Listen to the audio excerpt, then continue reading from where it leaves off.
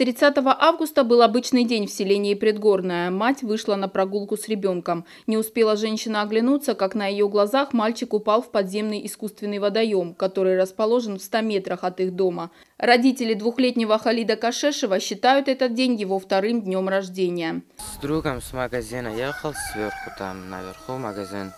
Спокойно проезжали, посмотрел, здесь женщина плачет. Подумал, что-нибудь случилось, друга попросил побыстрее остановить.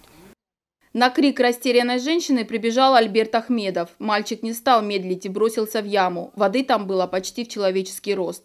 Когда парень поднял ребенка, малыш был без сознания. Не растерявшись, он положил его на поверхность и стал делать непрямой массаж сердца. Вскоре мальчик задышал. Страха не было вообще. Думал о желании помочь и спасти жизнь человеку, рассказывает юный спасатель. В эту минуту ему помогли знания, которые ему передал дядя Рустам Хардаев, 20 лет отслуживший в пожарной охране. Не стали уже смотреть, что там дальше.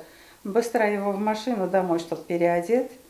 Потому что было прохладно, так порядочно было прохладно.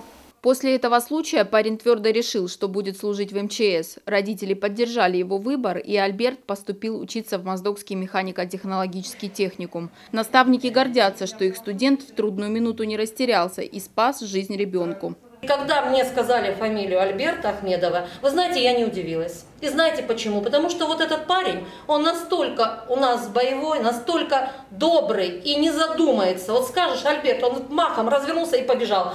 Вот сразу не задумываясь о том, а есть ли выгода в этом, а стоит ли это делать, а может быть ему это не надо.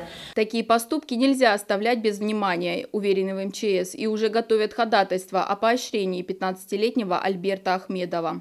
Ахмедовым Альбертом 1999 года рождения был совершен, без преувеличения, наверное, мужественный, героический поступок. Мы со своей стороны, со стороны гарнизона пожарной охраны, Моздокского гарнизона пожарной охраны, будем ходатайствовать перед Главным управлением МЧС России по РСУ Алании о поощрении данного молодого человека в соответствии с российским законодательством. После того трагического случая со счастливым концом семьи Ахмедовых и Кашешевых стали чаще видеться. Двухлетний Халид при встрече с Альбертом теперь всегда улыбается, тянется на руки и хочет обнять своего спасателя.